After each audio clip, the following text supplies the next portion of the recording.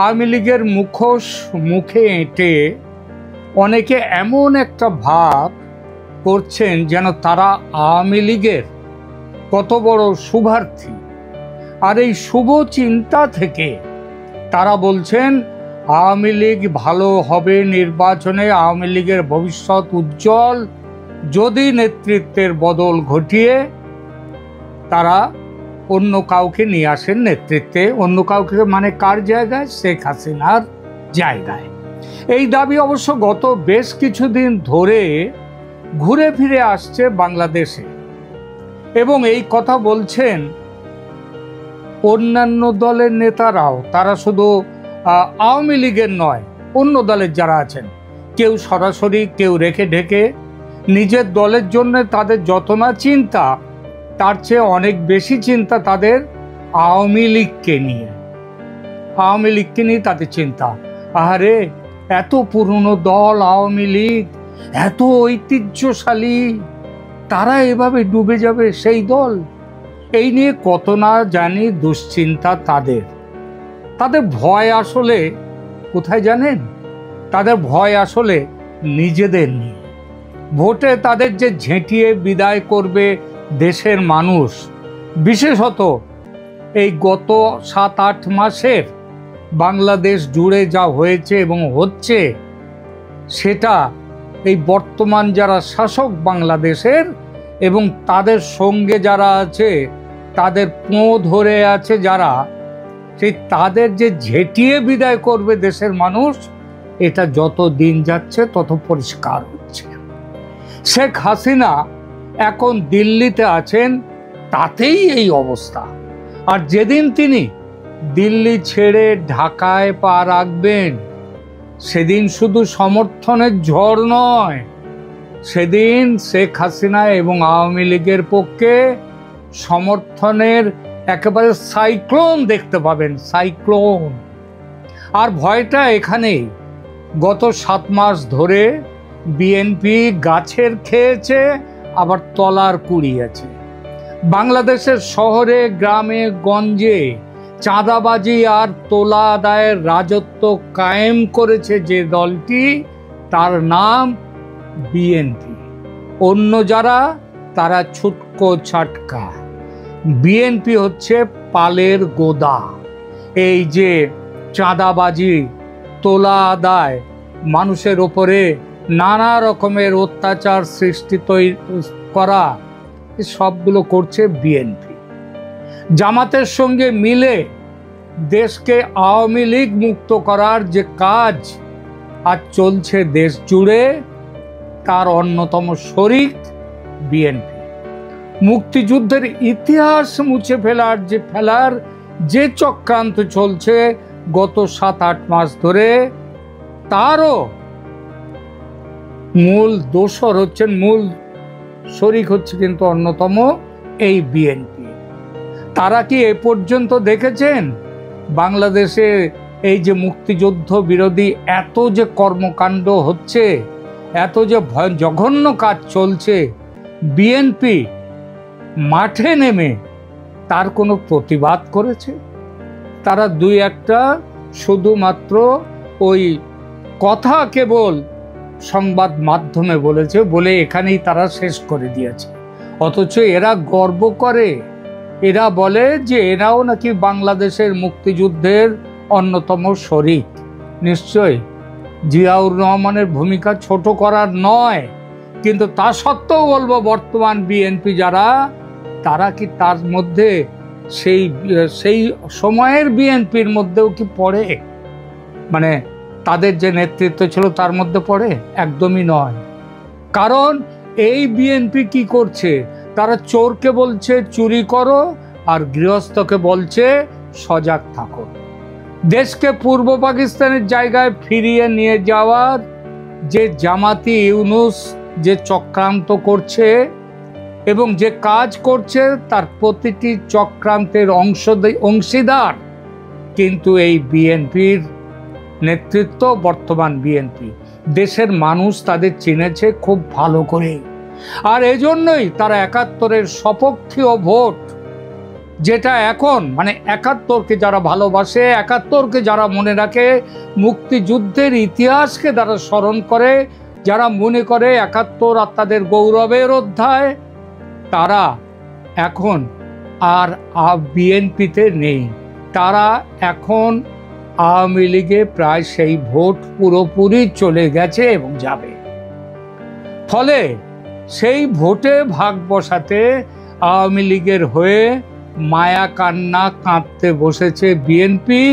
বলছে আওয়ামী লীগ ঠিক আছে চলে আসুক, কিন্তু শেখ হাসিনা যেন না আসে।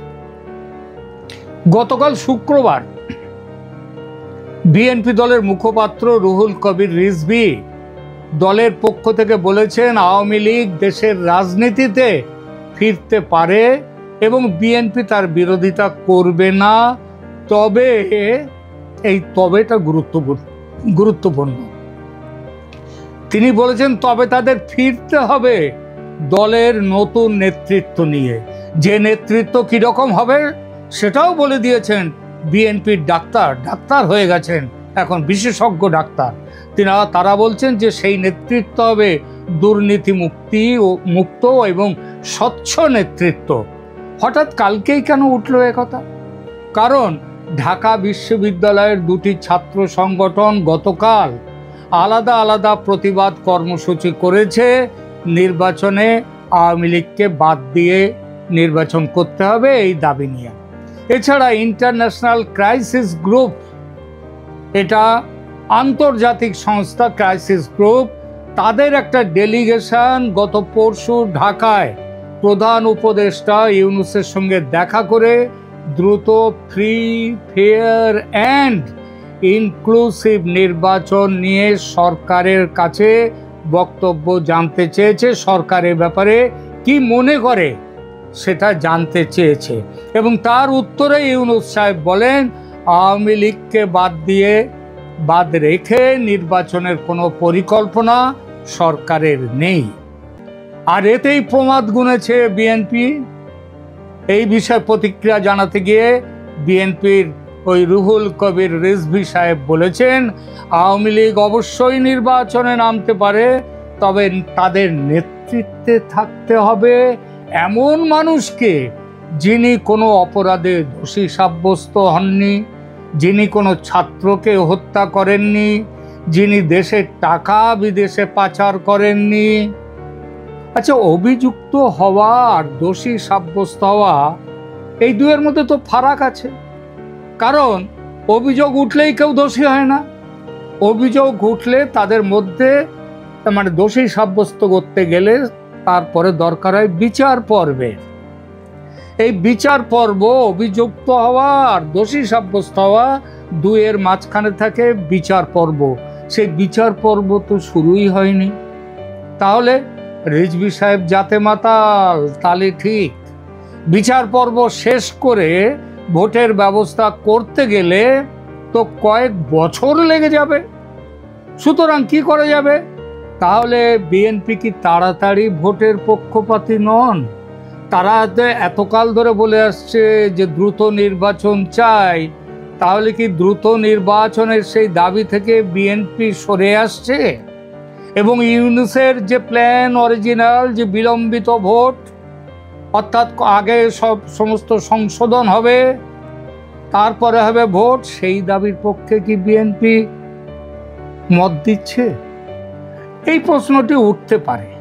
এটা ভেবে জনাব রিজভী তাড়াতাড়ি বলে দিয়েছেন আমাদের কোনো আপত্তি নেই যদি বিচার পর্বটা খুব তাড়াতাড়ি শেষ করে দেওয়া যায়।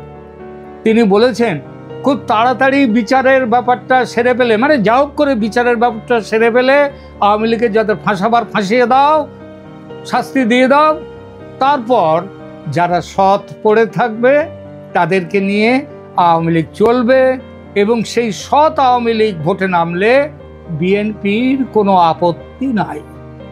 বাহ রিজভী সাহেব, বাহ বাহ তার দল বিএনপি।